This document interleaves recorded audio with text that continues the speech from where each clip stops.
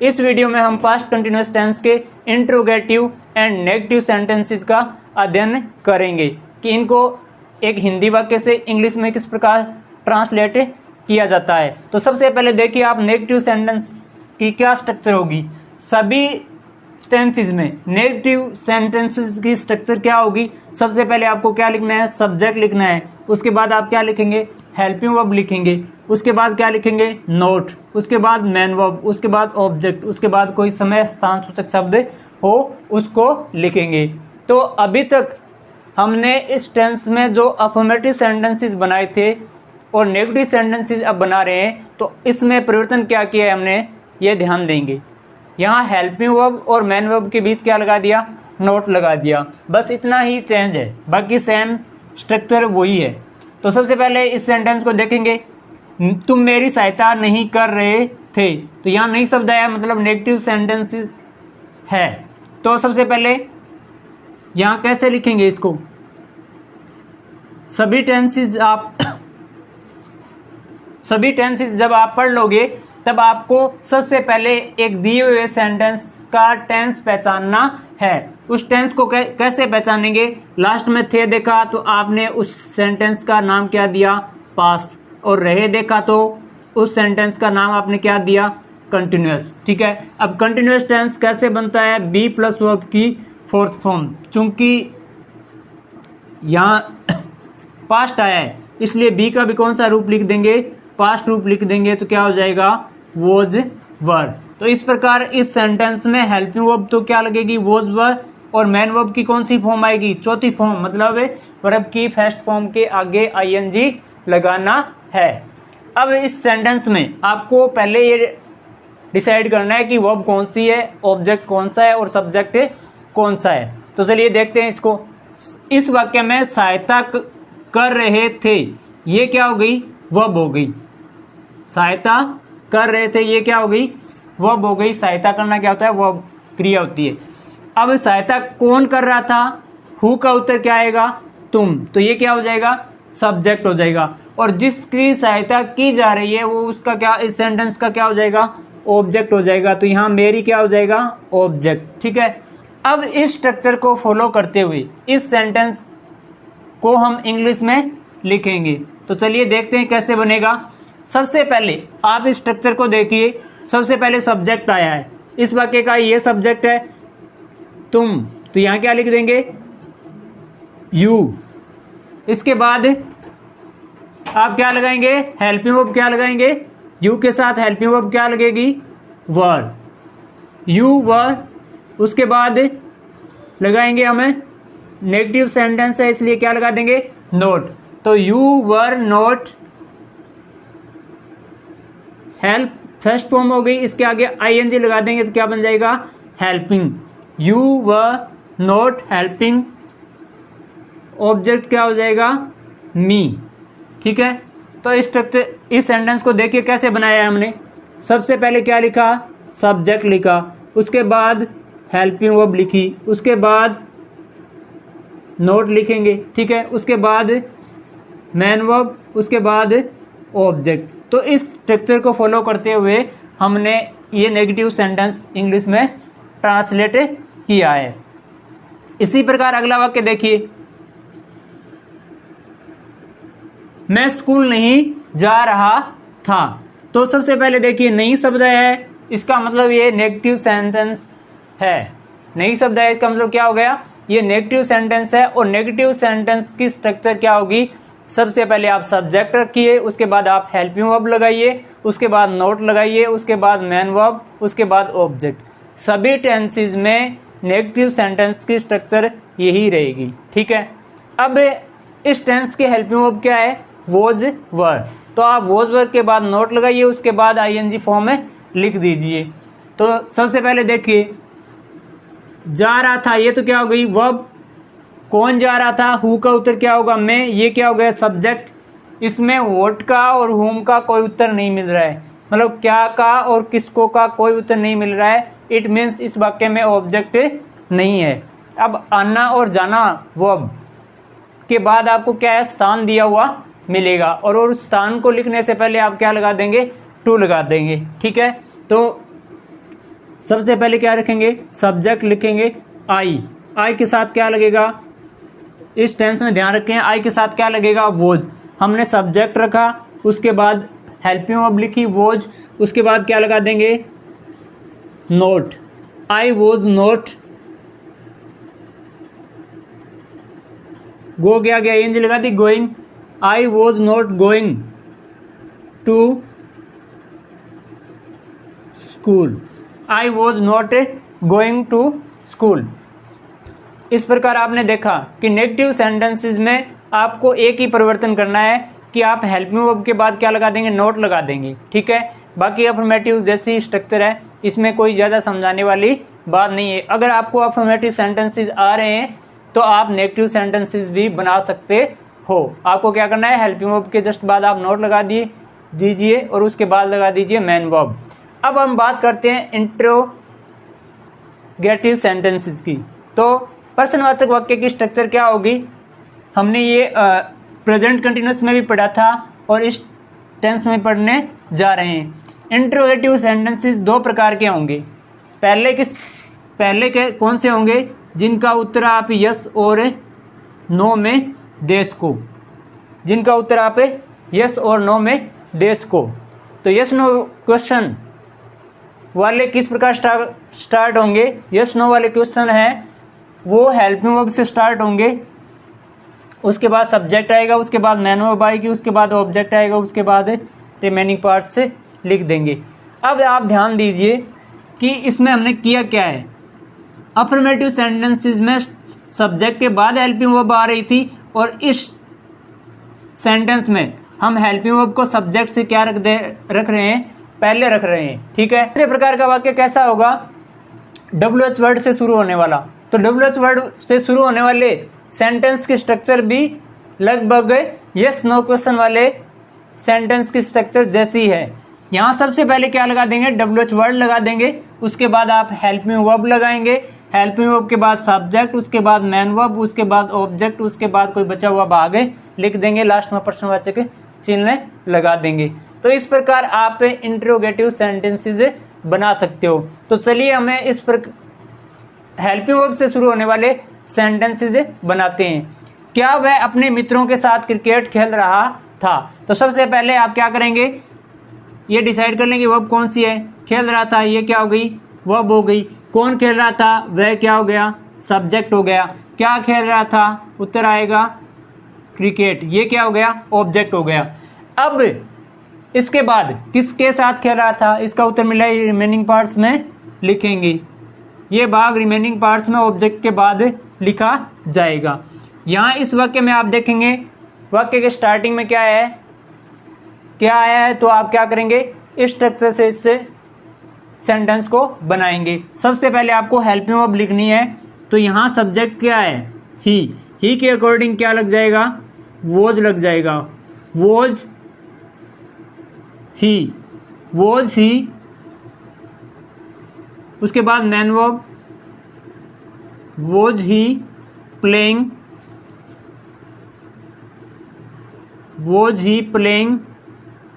Cricket.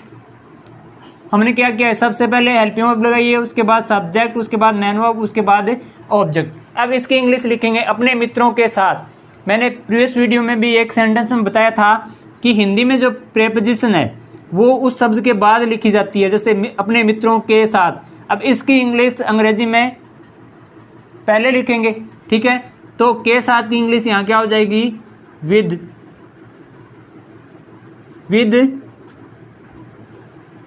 His friends. तो वाक्य क्या बन गया, was he playing with his friends. अगला सेंटेंस देखिए, इसमें क्या है, ये वाक्य भी क्या है, क्या से शुरू हो रहा है। अगला वाक्य भी क्या से शुरू हो रहा है, तो इसको भी हम हेल्पिंग वर्ब से बनाएंगे। तो सबसे पहले देखिए, बोल रही थी, ये क्या हो गई, वर्ब। कौन बोल रही थी, वह, ये क्या हो गया, सब्जेक्ट। क्या बोल रही थी, क्या का उत्तर क्या हो जाएगा, ऑब्जेक्ट, ठीक है। अब इसी स्ट्रक्चर को फॉलो करते हुए इसको बनाएंगे। हमारा सब्जेक्ट क्या है, सी के अकॉर्डिंग हेल्पिंग वर्ब क्या लग जाएगी, वॉज। सी के अकॉर्डिंग हेल्पिंग वर्ब क्या लिख देंगे हम, वॉज सी, वॉज सी। अब इसके बाद मैन वर्ब बोलना होता है स्पीक, आईएनजी लगा देंगे, क्या बन जाएगा, speaking. Was she speaking Hindi, was she speaking Hindi. Last में प्रश्नवाचक चिन्ह लगा देंगे।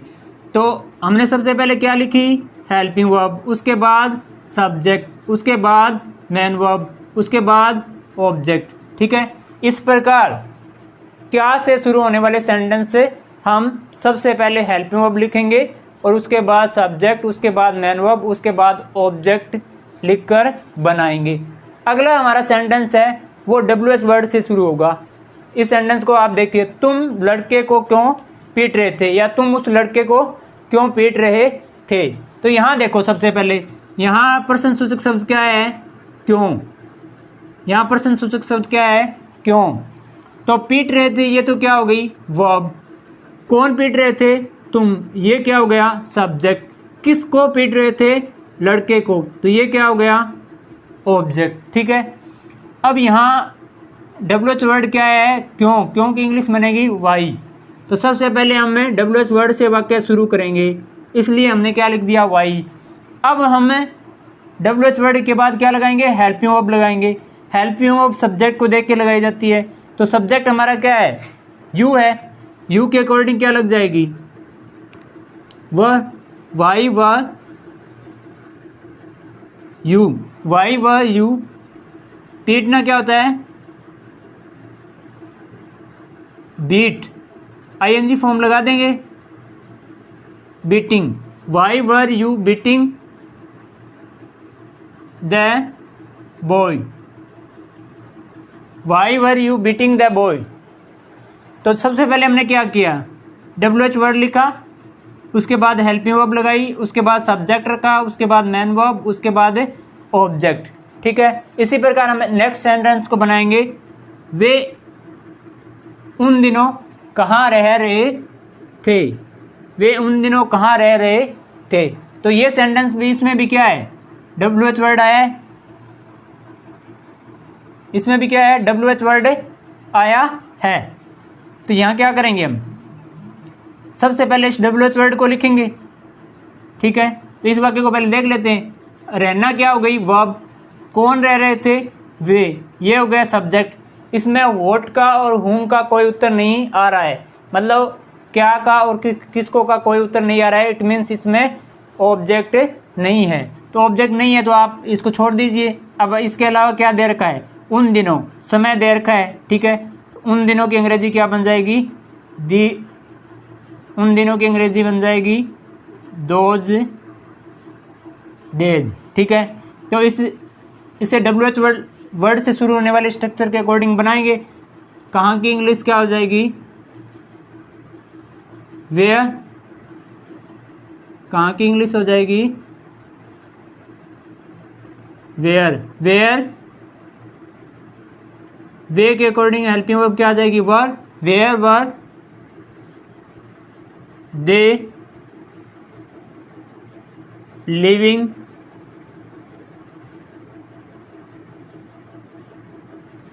Those days.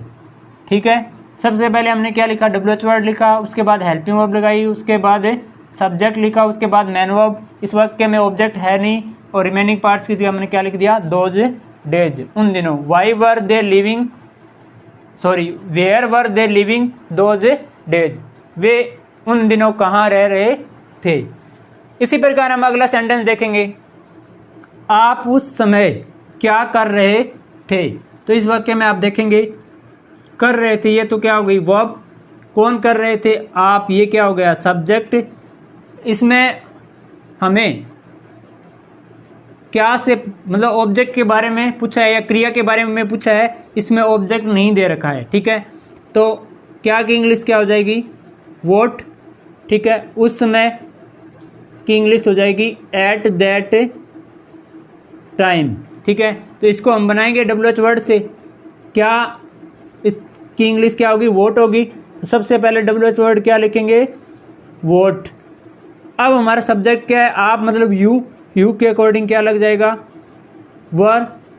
सबसे पहले हमने क्या लिखा, वोट लिखा, उसके बाद हेल्पिंग वर्ब लगाई, हेल्पिंग वर्ब के बाद क्या करेंगे, सब्जेक्ट लिखेंगे। सब्जेक्ट हमारा क्या हो गया, यू, वोट वर यू, उसके बाद मैन वर्ब लिखेंगे डूइंग। उस समय की इंग्लिश क्या बनेगी, at that time, at that time. तो इस प्रकार हमने सबसे पहले WH वर्ड लिखा, उसके बाद हेल्पिंग वर्ब लिखी, उसके बाद सब्जेक्ट लिखा, उसके बाद मैन वर्ब लिखा, उसके बाद रिमेनिंग पार्ट्स में ये लिख दिया, ऑब्जेक्ट इसमें है नहीं।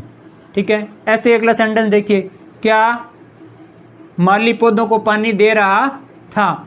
तो सबसे पहले क्या करेंगे,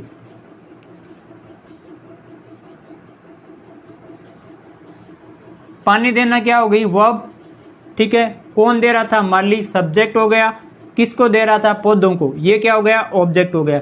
वाक्य क्या से शुरू हुआ है, it means yes no question की श्रेणी में है। तो आप इस स्ट्रक्चर को फॉलो करते हुए इसको बनाएंगे। तो सबसे पहले माली के अकॉर्डिंग क्या लगा देंगे, was the gardener, was the gardener. उसके बाद मैन वर्ब, पानी देना क्या होता है, वाटर, पौधों को पानी देना, सिंचाई करने के लिए वर्ड क्या यूज होता है, वाटर। वाटर नाउन भी है और वर्ब भी है। Was the gardener, ING form लगा देंगे, watering the plants. Was the gardener watering the plants. अगला सेंटेंस आप देखिए, वह अंग्रेजी क्यों नहीं सीख रहा था। इस सेंटेंस में आप देखेंगे, इस सेंटेंस को आप देखेंगे, इसमें नेगेटिव भी है और इंट्रोगेटिव भी है। नेगेटिव एंड इंट्रोगेटिव वो दोनों सेंटेंस की श्रेणी में ये आता है। ठीक है, तो इसको कैसे बनाएंगे जरा देखिए, स्ट्रक्चर यही होगी, ध्यान करेंगे, साथ में नोट लग जाएगा। अब ये देखना है आपको नोट कहाँ लगाना है। सबसे पहले हमने इस वाक्य का सब्जेक्ट क्या हो जाएगा, वह सब्जेक्ट हो जाएगा, सीख रहा था वर्ब हो जाएगा, क्या सीख रहा था, इंग्लिश ऑब्जेक्ट हो जाएगा, नहीं की इंग्लिश क्या हो जाएगी, नोट, और क्यों की इंग्लिश हो जाएगी वाई। तो सबसे पहले क्या करेंगे, WH वर्ड है, शुरू करेंगे वाई से, वाई वॉज ही। तो हमने WH वर्ड लिख दिया, उसके बाद हेल्पिंग वर्ब, उसके बाद सब्जेक्ट। अब नोट को क्या करेंगे, अब हमें प्रश्नवाचक वाक्य में इंट्रोगेटिव सेंटेंसेस में हेल्पिंग वर्ब को सब्जेक्ट से पहले लिखना होता है। तो हमने हेल्पिंग वर्ब को यहाँ लिख दिया, और नेगेटिव सेंटेंस में हेल्पिंग वर्ब के बाद नोट आता है, लेकिन मैन वर्ब से जस्ट पहले। तो यहाँ क्या करेंगे, हम नोट को इधर नहीं लेके आएंगे, इधर रखना है, why was he not learning English, why was he not learning English. तो ये ध्यान रखेंगे कि प्रश्नवाचक इंट्रोगेटिव एंड नेगेटिव सेंटेंसेस में आपको नोट क्या लिखना है, सब्जेक्ट के बाद लिखना है। अगर पहले लिखेंगे तो कॉन्ट्रैक्टेड फॉर्म में लिखा जाएगा। ठीक है, आपके लिए ज़्यादा सही रहेगा कि आपको नोट यहाँ सब्जेक्ट के बाद ही लिखें। ठीक है, तो इस प्रकार हम नेगेटिव एंड इंटेरोगेटिव सेंटेंस बना सकते हैं।